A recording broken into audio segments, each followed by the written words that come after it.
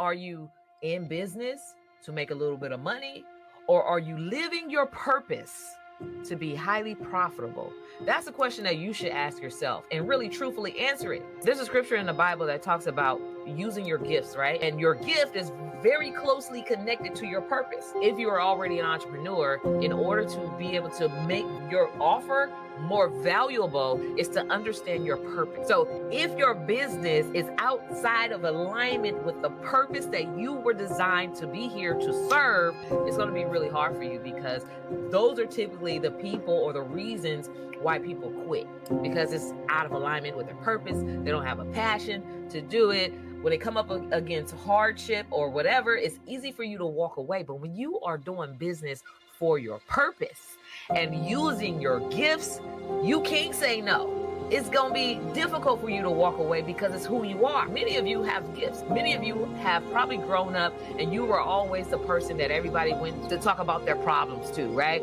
That's a gift. If you're that person that was able to console that person or give them direction, that's called counseling or consulting, right? That's a life coach, right? And in today's age, with that gift, if you're utilizing that gift, you can actually land lucrative government contracts as a life coach. You can get paid for that gift. When you're in this space and you understand how much money is really on the table, when you're doing the things right in your purpose with the government, like literally it's going to be much easier for you to make $1 million in a month, much easier than it is for you to make that $1 million over that decade that it took you working really hard, chasing customers and working overtime.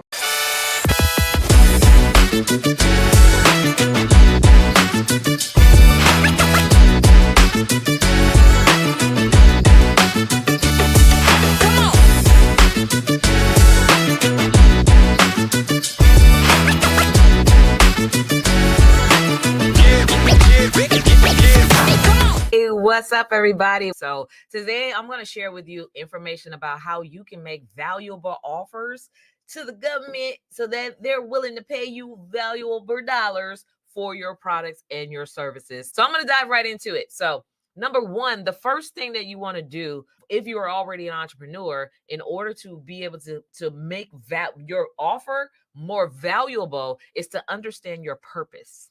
You got to understand your purpose, right? So if your business is outside of alignment with the purpose that you were designed to be here to serve, it's going to be really hard for you, because those are typically the people or the reasons why people quit, because it's out of alignment with their purpose. They don't have a passion to do it. When they come up against hardship or whatever, it's easy for you to walk away. But when you are doing business for your purpose and using your gifts, you can't say no. It's going to be difficult for you to walk away because it's who you are. And there's a scripture in the Bible that talks about using your gifts, right? And stirring up your gifts. Like, you guys can do the Bible study and go look up all the areas where it talks about utilizing your gifts and how your gifts will make room for you. And it talks about how your gift will make room for you. And your gift is very closely connected to your purpose. Many of you have gifts. Many of you have probably grown up and you were always the person that everybody went to share their business, to talk about their problems too, right?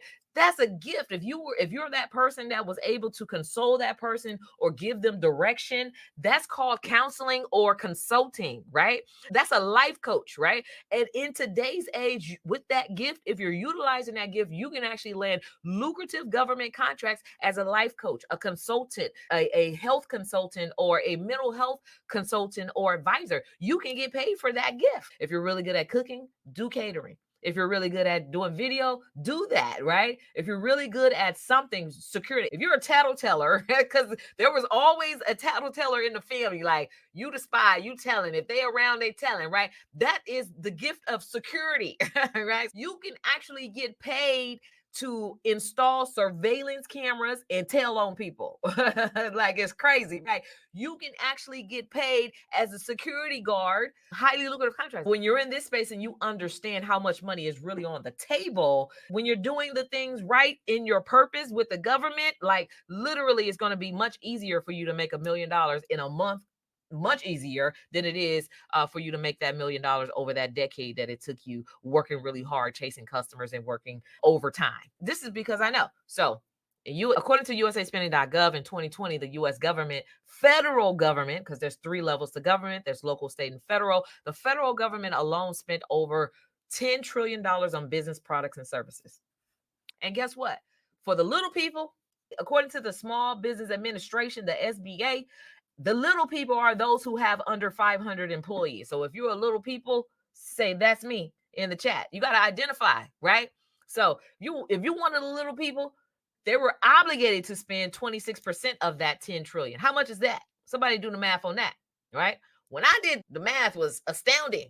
$2.6 trillion was on the table to be spent with your very business. Now, are you in business to make a little bit of money, or are you living your purpose to be highly profitable? That's a question that you should ask yourself and really truthfully answer it. Because like when I talk about how much money is on the table, and this is just federal spend, that don't even touch what's also obligated to be spent on the state level. And it doesn't even touch or compare to what's obligated to be spent on your city level, right? And all city, state, and local levels, they all have the obligations to spend money. With all the money that's on the table, and people are like trying to figure out, how do I get into government contracts? What's lucrative? Where do I start? All of those things, right? Take it back to the word. It says your gift will make room for you. Start with what you're passionate about, what is already within you. What have you been doing all your life that you can do without the use of conscious resources, right? Things that you can do in your sleep. Do that, because that is who you are. It's who you are. So this is the first time in history, literally, you can get paid for being who you are. And I'm not talking about little pennies of dollars. I'm not talking about that. So I have a client. She's really good at talking about being fair. She's really good at showing people the disadvantages of women and Black and brown employees in the workspace and even in the entrepreneurial world. She's really good at having those types of conversations. She's been having those talks all of her life. It's her gift. It's her natural gift to share with people who do not understand the struggles that we have, how to actually help us. Her name is Kim. And Kim came to me and said, you know what? This is my gift. This is what I can do. Can you help me get a government contract? Speaking and sharing how we are so disenfranchised to the people that don't know how to serve us. And I said, absolutely. So recently in September, Kim was like, hey, guess what? I just won me a $2-point-something million contract speaking on my gift, the thing that I'm already good at, showing government agencies and employees how to serve Black and brown people and how to serve women-owned businesses that have been disenfranchised and disconnected and left out of the opportunities because of the miseducation informational institutions that's been designed to teach us all the things that does not serve us, right? So powerful, right? Yes, you can get paid for your purpose, but you got to know what it is, right? So get paid for your purpose. That's number one. Number two, once you understand what your purpose is, how do you position your purpose? How do you position your gift in a way that it serves the people? And I'm going to give you guys some examples because I love to illustrate. And I know that many of you are probably visual learners like me. I'm going to illustrate this thing. So let's just say your purpose is, I'm going to use janitorial. I'm going to use a couple different gifts. I'm going to use security, right? Janitorial, security. And then I'm going to use one more. I'm going to use another gift as, say, real estate, exchange of property, right? These are gifts. So these are 3 different businesses with 3 different gifts and 3 different ways that they want to serve. These are 3 different purposes that we're looking at, right? So here's how you position your gifts in a way that it actually serves the people. Okay. So number 2 is position your gifts. You position your gifts in a way that it serves the people. How do you do that, Dr. K? Okay. What's happening in the world right now? Okay.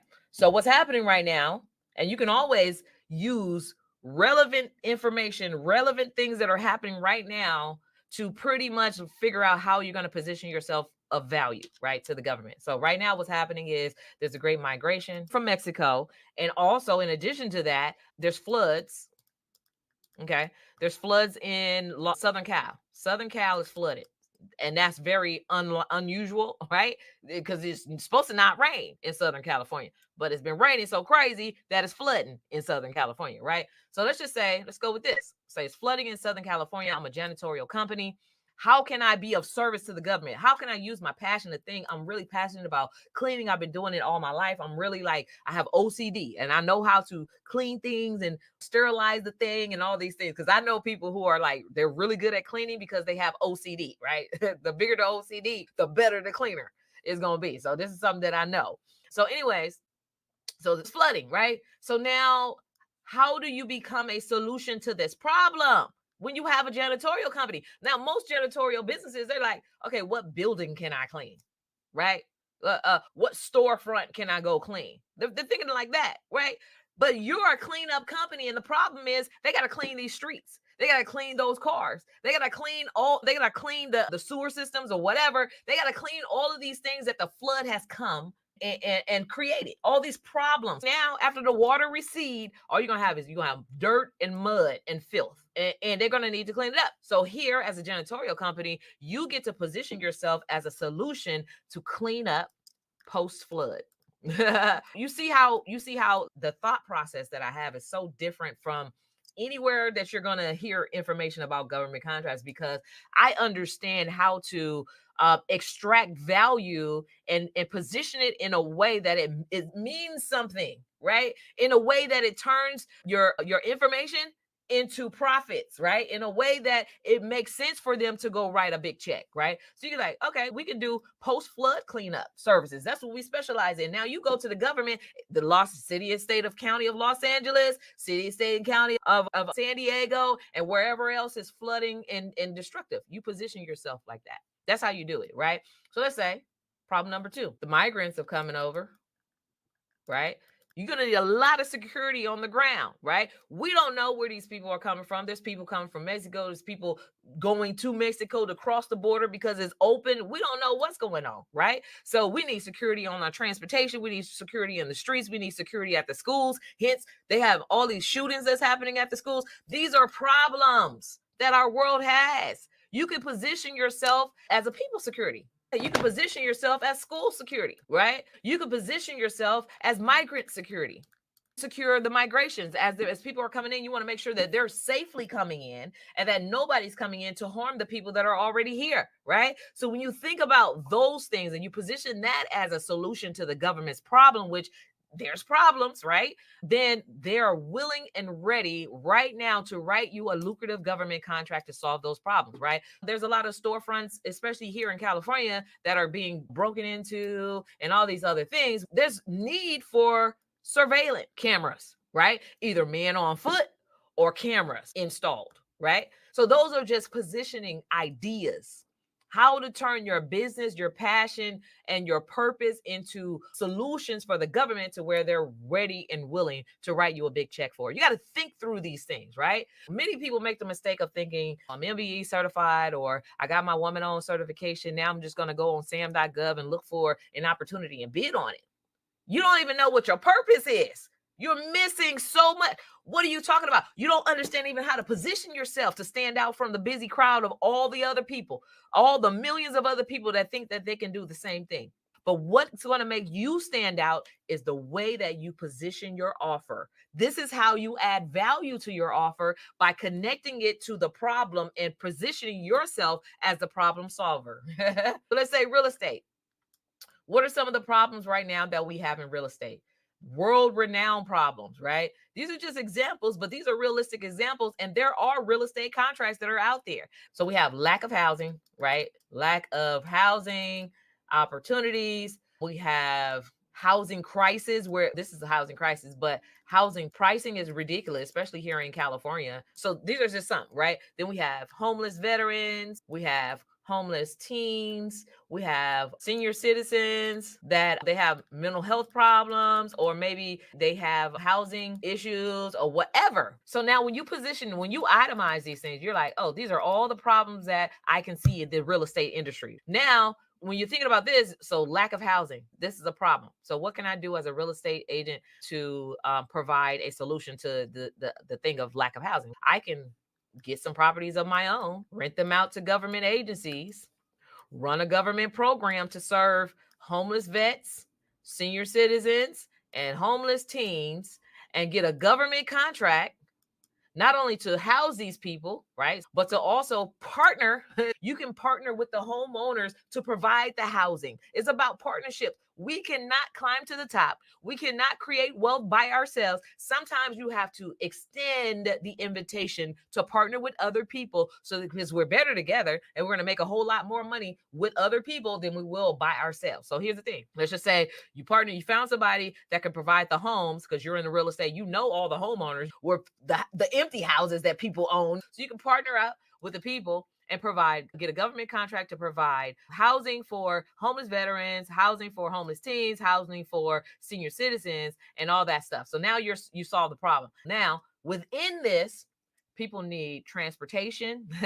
They need, some of them are, because you won't believe the people who are homeless have mental problems, which most of them have mental problems, which is why they're homeless. So now you have a service within your homeless program, right, where you're serving beds, where you have a counselor come in and provide mental health services. That's another partner. Now you can bill their insurance for the mental health services that are provided inside, and you can get a government contract to also provide mental health services. So now you got money on top of money on top of money, right? And then, right, are you done yet? No. Most of these people need cleaning, right? So cleaning. Now you have someone that comes in and clean the houses out, change the bedding, maybe someone to help with bathing, right? That's a whole nother service. So now bathing and like personal care. So now you have personal care of these people. That's a contract, or that's a line item that you can include on your contract, right? Then you have cleaning, that falls under janitorial. Now you have someone to come clean the house. This is how I say you can take your service, your business, your passion, and multiply into opportunities, because you can't do it by yourself. Because if you're not thinking on this level, you are literally leaving hundreds of thousands on the table, and even millions of dollars on the table if you in your business are not thinking on this level of how to extract the value and use your purpose. So anyways, so now you have number 3 is pricing. Okay. So you've identified your purpose. You identified how to think through how to position yourself as a problem solver. So now we're going to get to the pricing. Once you've identified how to position yourself in a way that it serves the people, now you can take all of these things. Let's use, for instance, the real estate company. You can take all of these things and now you're code stacking. So basically all these things. So for all of these services that you have to offer, there's a code, right? And usually the industry standard code for government contracts is a NAICS code. So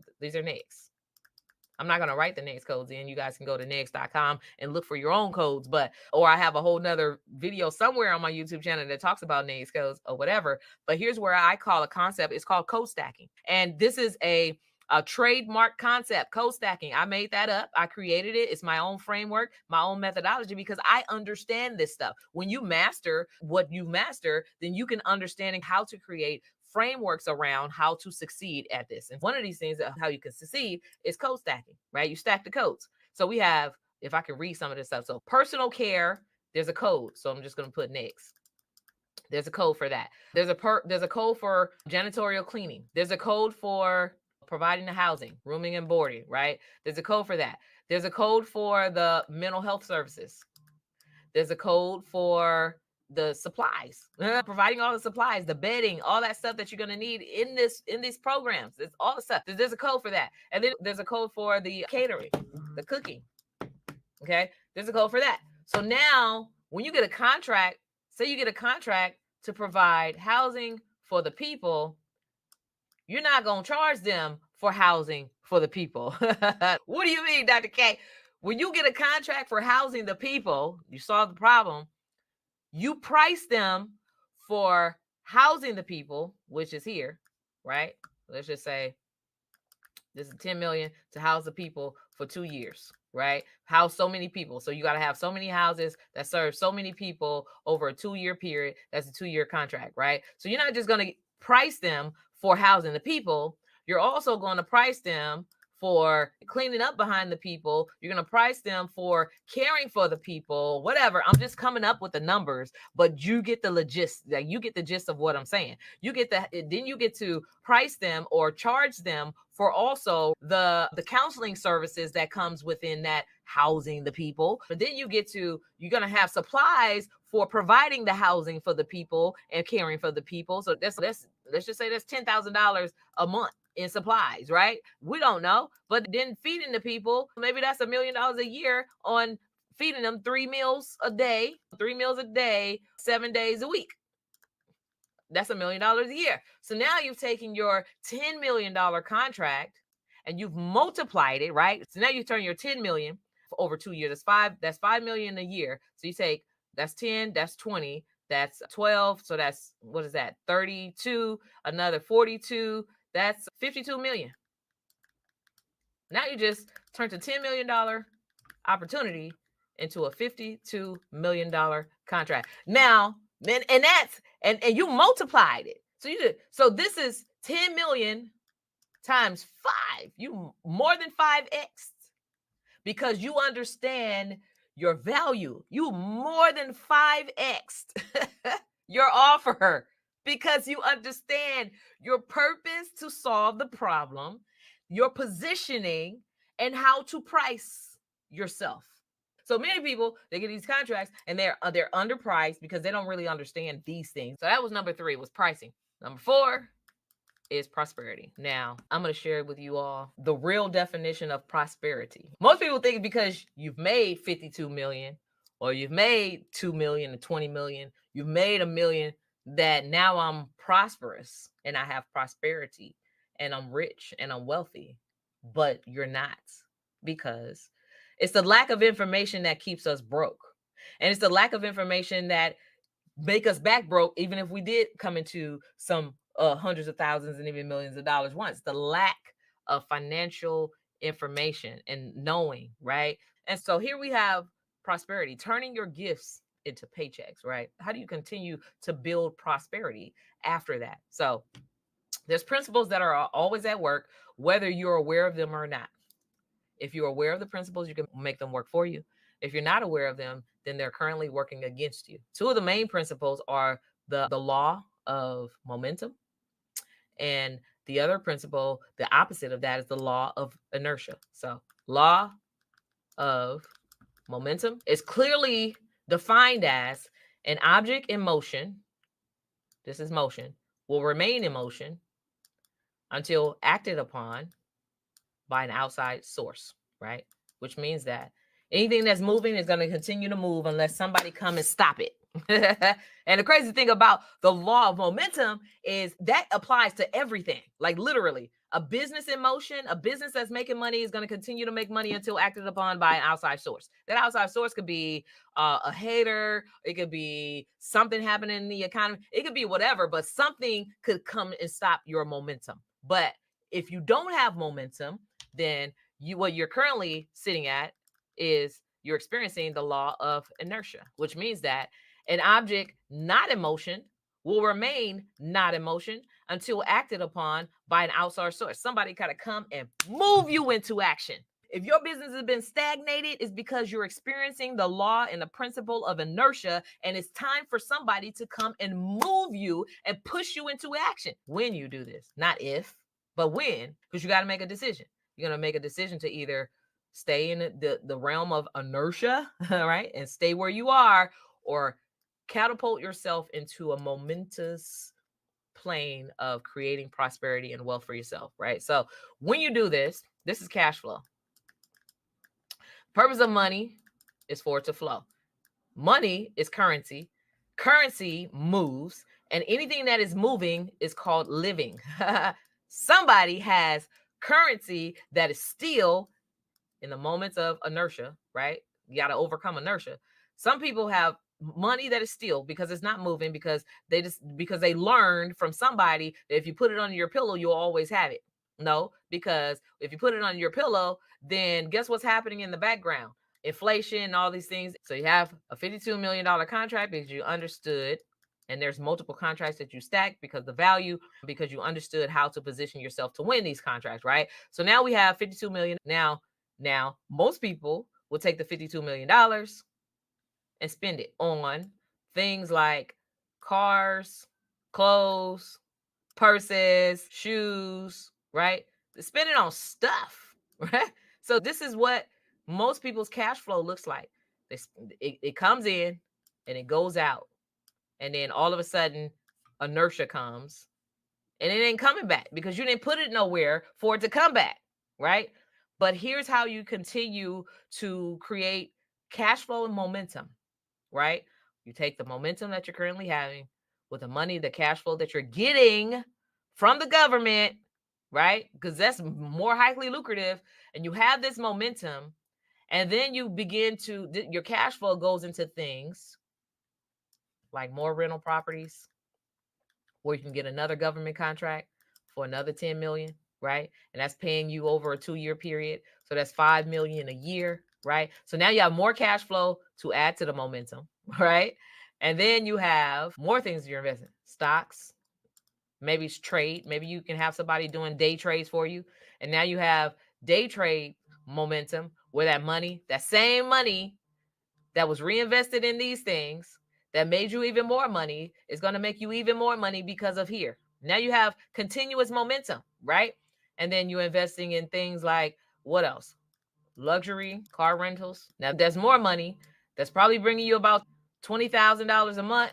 Now you have more money momentum, right? So the purpose of money is to make more money, right? The purpose of money is not to spend it. Here we're spending money and then it dies because you lose momentum and inertia kicks in. The purpose of money is to continue forward the momentum. That's how you create prosperity. To be prosperous, that's how you create wealth.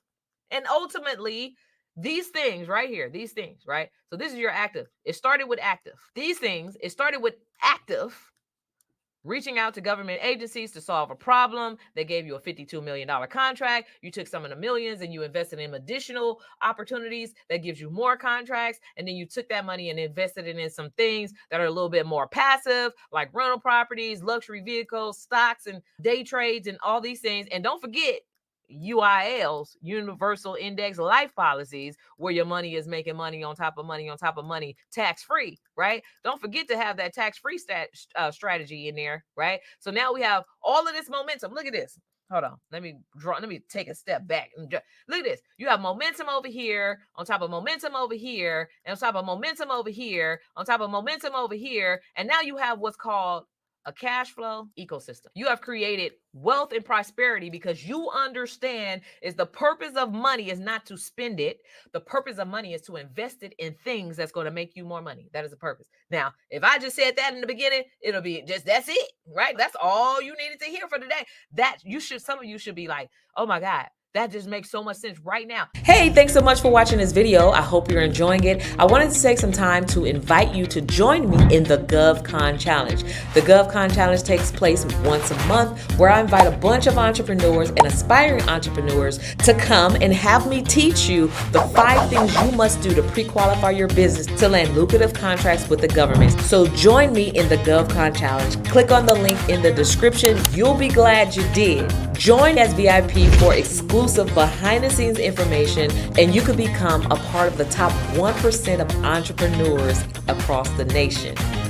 Now back to the video you were watching. So I used to think that investing was spending. I used to think I combined the worlds of investing with spending, and I didn't want to spend no money, right? I didn't want to spend no money, which means that I didn't want to invest no money, and I didn't understand that I had inertia in my pocketbook, and I didn't know why I was broke, because it was because I didn't invest in knowledge to help me enhance my knowledge on how to create wealth and how to create cash flow and how to make money. It's because of those things. But it wasn't until I understood that you have to invest in yourself. Because if you believe that you know everything that there is to know on the planet, then that's probably why you are where you are. And if you believe everything about your lane, your business, your industry already, that is probably why your business is stagnated and stuck, because you don't know what you don't know. And everybody needs someone to help them unlock the mysteries that We all have to overcome. Some people need other people to help you understand how to stir up your gifts so that you can live in your purpose, so that you can understand how to position those gifts as a solution to the government so that they're willing to write you a big check. So, anyways, that's it. That's my rant for today, y'all. You got to understand your purpose. You got to understand your positioning. You got to understand your pricing, and then you can create prosperity when you do these things. Your life will forever change. When you do these things, you then and only then can you create real generational wealth in a way that it was designed for us to hand it down for generations to come. Now, in the Bible, there is a scripture that talks about how the wise man, right? Wise men of wisdom leaves an inheritance for who? His children's children. Which means that you got to think beyond yourself. You can't be selfish. You got to think about what's happening, who's coming down the pipeline tomorrow, and you got to set them up. When you set up other people for success, inherently, indirectly, automatically, you're going to be successful. Thank you so much for watching. Be sure to like, subscribe, join our membership, all of the stuff on YouTube. Join us in our upcoming 5-day challenge. In fact, if you're an entrepreneur and you're ready to overcome inertia and you're ready to create momentum and get started in this game, like literally, if you want a game plan to get started, like you're tired of being tired, you're tired of being where you are, and you're ready to take your business to the next level, then you need to be in this challenge. So I'll see you on the inside, govconchallenge.com. It's been great, you guys, and I'll see you next time. In between time, go be fruitful and multiply and subdue the things that are in your way, overcome them, and then you will have dominion. All right. Have a good one.